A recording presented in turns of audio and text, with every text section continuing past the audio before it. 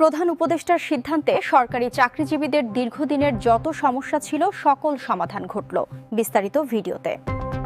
যমুনায় প্রবল আন্দোলনের চাপে গেজেট প্রকাশ, অর্থ উপদেষ্টার বেতন বৃদ্ধির জন্য সুখবর দিলেন।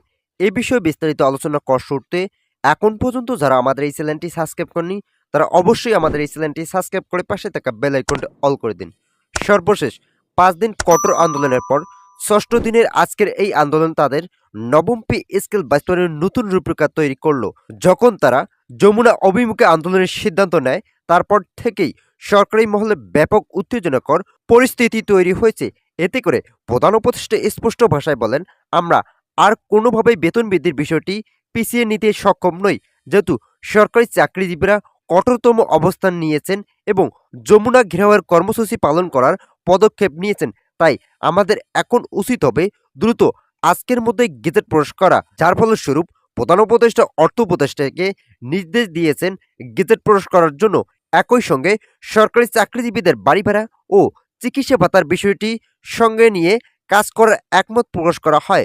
প্রধান উপদেষ্টার সিদ্ধান্তে আজ সরকারি চাকরিজীবীদের দীর্ঘদিনের যত সমস্যা ছিল সকল সমস্যার সমাধান ঘটল। যদিও সরকারি চাকরিজীবীরা দাবি করেছেন প্রধান উপদেষ্টা যদি এর আগে এই ধরনের পদক্ষেপ নিতেন তাহলে হয়তো নবম পে স্কেলের জন্য আজকের ভোকা মিছিলের মতো কঠিন পরিস্থিতিতে আন্দোলন করা হতো না।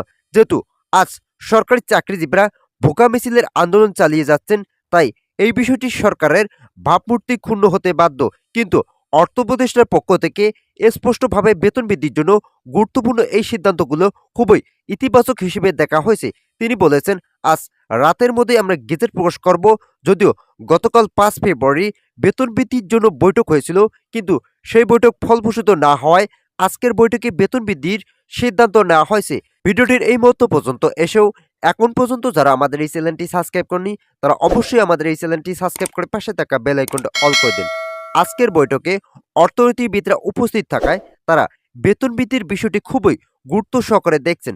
অর্থনীতিবিদরা বলেন, সরকারি চাকরিজীবীদের জন্য বেতন বৃদ্ধি করা হলে তারা অর্থনৈতিকভাবে স্বাবলম্বী হবে, কিন্তু যারা সাধারণ জনগণ আছেন তাদের দিক বিবেচনা করে হলেও বাজারের নিয়ন্ত্রণ রাখার পরামর্শ দিয়েছেন তারা।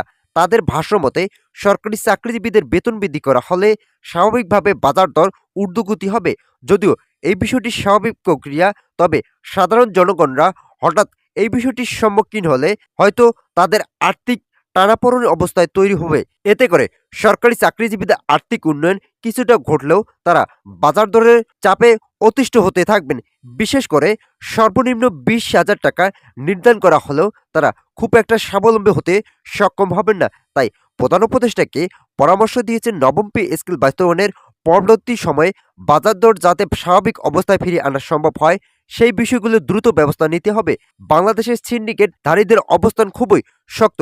তারা নবম পে স্কেল পুঁজি করে জিনিসপত্রের দাম বৃদ্ধি করবে। তাই তাদেরকে কঠোর হস্তে দমন করার জন্য আগামী নির্বাচিত সরকারকে খুবই জোরালো পদক্ষেপ নিতে হবে। যেহেতু প্রধান উপদেষ্টা গেজেট প্রকাশ করতে যাচ্ছেন এবং আগামী 12 ফেব্রুয়ারি নির্বাচন অনুষ্ঠিত হওয়ার পর কিছুদিনের মধ্যে পদত্যাগ গ্রহণ করবেন, তাই সকল কিছু নির্বাচিত সরকার আমলেই পড়তে যাচ্ছে। যার ফলস্বরূপ নির্বাচিত সরকার যাতে নবম পে স্কেল বাস্তবায়নের ইতিবাচক সিদ্ধান্ত নেয় সেই বিষয়গুলো নিয়ে জোরালো পদক্ষেপের কথা জানায়। ভিডিওটির এই মতো পর্যন্ত এসেও এখন পর্যন্ত যারা আমাদের এই চ্যানেলটি সাবস্ক্রাইব করেনি তারা অবশ্যই আমাদের এই চ্যানেলটি সাবস্ক্রাইব করে পাশে থাকা বেল আইকনটি অল করে দিন। প্রধান উপদেষ্টা ও অর্থ উপদেষ্টা বলেন, আমরা যথাসাধ্য চেষ্টা করছি আজ রাতের মধ্যেই গেজেট প্রকাশ করার জন্য। ইতিমধ্যেই সরকারি চাকরিজীবীরা যেহেতু তাদের কর্মসূচি পালন করে যাচ্ছেন এবং যতক্ষণ পর্যন্ত গেজেট প্রকাশ করা হবে না তারা ততক্ষণ পর্যন্ত বেতন বৃদ্ধির জন্য জোরালো দাবি জানাবেন।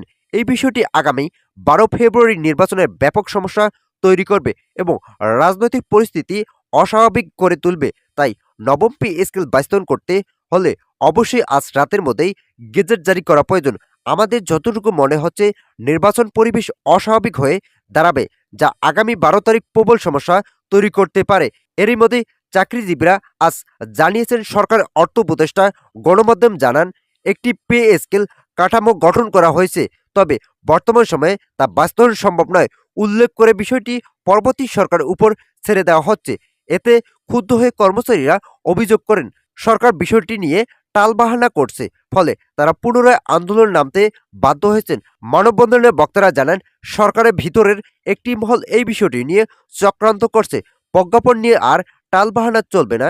প্রজ্ঞাপন বাস্তবায়ন করে তারপর নির্বাচন দিতে হবে, তা না হলে তারা নির্বাচন বর্জন করবেন। তো আজকের এই ভিডিওটি এ পর্যন্ত।